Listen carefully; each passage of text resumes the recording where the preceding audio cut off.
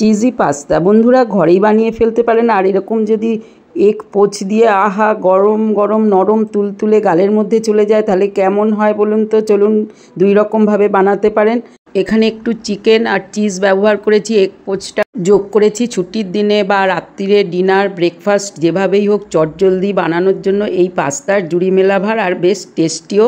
গরম গরম ব্যাস সার্ভ করে দিলেই হলো। এর জন্য প্রথমে আমি 1 কেজি পাস্তা থেকে মোটামুটি 600-700 গ্রাম বন্ধু ঢেলে নিয়েছি। পাস্তা যদি করি ননস্টপ সবাই খেতে থাকে, সেই জন্য বুঝতেই পারছেন বেশি করেই নিয়েছি। প্রিয় বন্ধুরা, এখন রেসিপিগুলো সবার কাছে পৌঁছায় না। যারা আমার চ্যানেলে আছেন প্রিয় বন্ধুরা, তারা একটু দেখে নেবেন, তাহলে ভালো লাগবে। নতুন নতুন বন্ধুদের কাছে আমার চ্যানেলটা সাবস্ক্রাইব করে নেওয়ার অনুরোধ রইল। সঙ্গে থাকুন, লাইক শেয়ার সাবস্ক্রাইব করলে আমার ভালো লাগবে।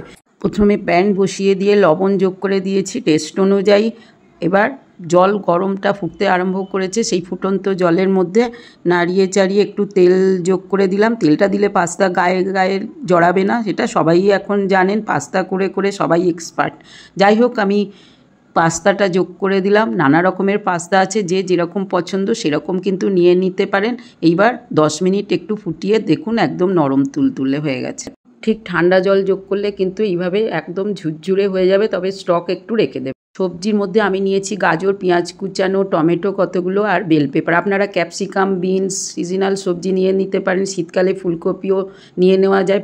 লঙ্কা বেশ কিছুটা কুচিয়ে নিয়েছি, আদাও নিয়ে নিয়েছি, একটা আলু বয়েলড নিয়ে নিয়েছি। পরিমাণটা একটু বেশি হলে আর টেস্টি হলে তো দারুণ লাগে। একটা আলু এরকম বয়েল করে যোগ করেই দিতে পারেন, তাহলে কিন্তু বেশ দারুণ টেস্ট। এইভাবে পিস পিস করে কেটে রেডি করে নেব আগে থেকে।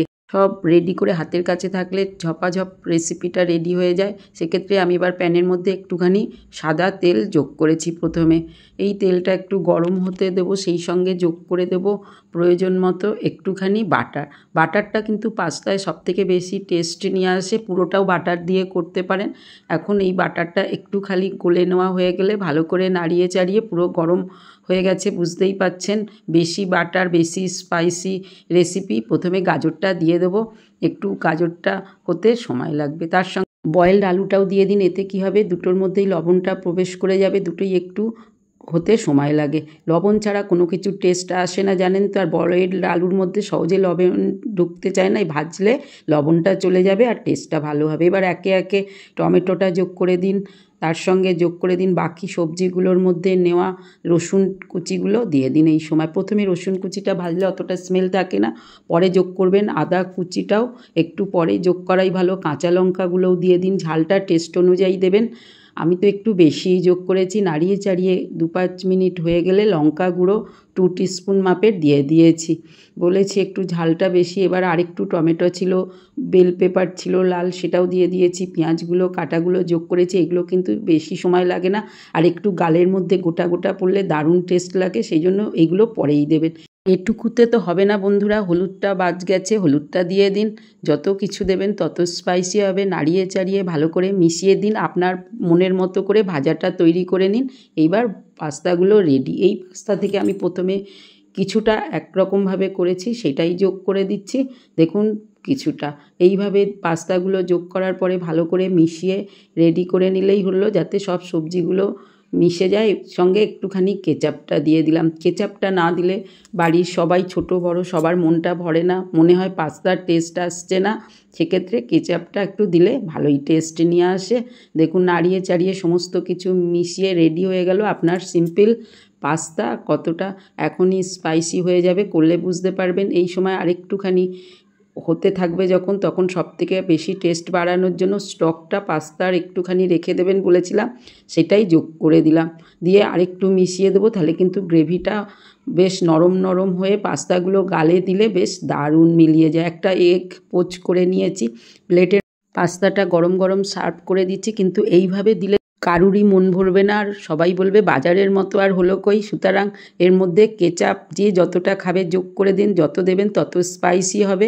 এইবার একটা চিজ নিয়ে নিয়েছি, এই চিজটা গ্রেট করে দিন। এটারও পরিমাণ গরমে যতটা দেবেন গলে যাবে, ততটা স্পাইসি হবে আর ততটা গালে টেস্টটা দারুণ লাগবে। এইভাবে কিছুটা দেওয়ার পরে আমি এগ পোচ যেটা করে নিয়েছিলাম সেইটা ধীরে ধীরে বসিয়ে দিলাম। পোচ একটাও করতে পারেন বা একটা ডিম ভেজেও যোগ করতে পারেন, কিন্তু এবার ওপর থেকে দিয়ে দিন বাকি যে চিজটা আছে সেইটা। তাহলে বন্ধুরা বেশ হয়ে গেল গরম গরম নরম তুলতুলে পাস্তা, আর তার সঙ্গে যদি পোচ একটা থাকে ব্যাস এবার সার্ভ করুন। আর কেটে গালে দিলে ব্যাস মিলিয়ে যাবে যখন। এই পাস্তার তুলনা মিলাভার সিম্পলভাবে বানানো, ছোট বড় সবার ছুটির দিনে করে নিলেই হয়ে গেল, ব্যাস আর কোনো কথা হবে না। চলুন এরকমভাবে তো একটা হলো, আরেকটি পাস্তার জন্য কিছুটা আমি তুলে নিয়েছিলাম, সেটাও করব। সেটাও প্রথমে আমি একইভাবে করে নিয়েছি।